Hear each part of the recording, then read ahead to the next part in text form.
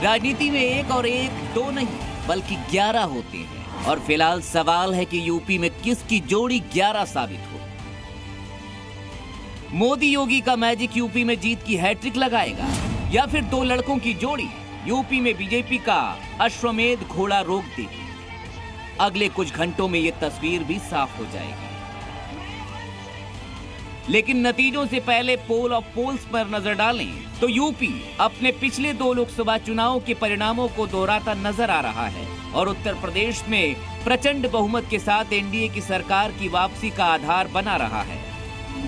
पोल और पोल्स के मुताबिक यूपी में एनडीए को 67 सीट, इंडिया गठबंधन को 12 सीट और अन्य को 1 सीट मिलती दिख रही है।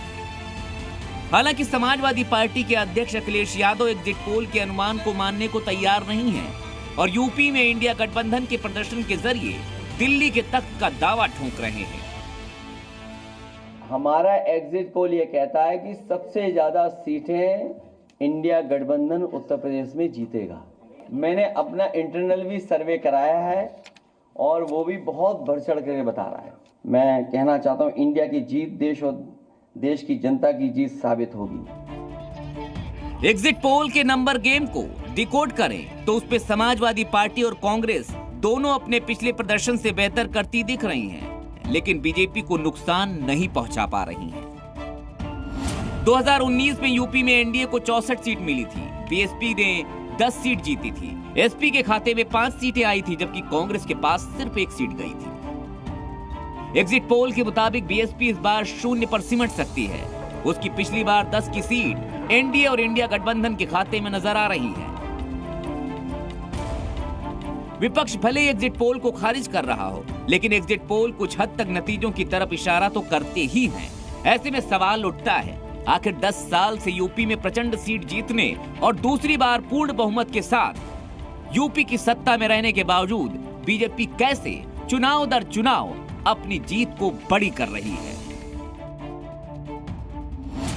बीजेपी के 2 सबसे लोकप्रिय चेहरे मोदी और योगी की कर्मभूमि यूपी ही है। आधी आबादी यानी महिला वोटर बीजेपी के साथ मजबूती से खड़ी है। मुफ्त राशन, आवास योजना, शौचालय, किसान सम्मान निधि और उज्ज्वला जैसी योजनाएं चुनाव में कैश हो रही हैं। राम मंदिर निर्माण और काशी मथुरा जैसे मुद्दे भी बीजेपी के पक्ष में गए।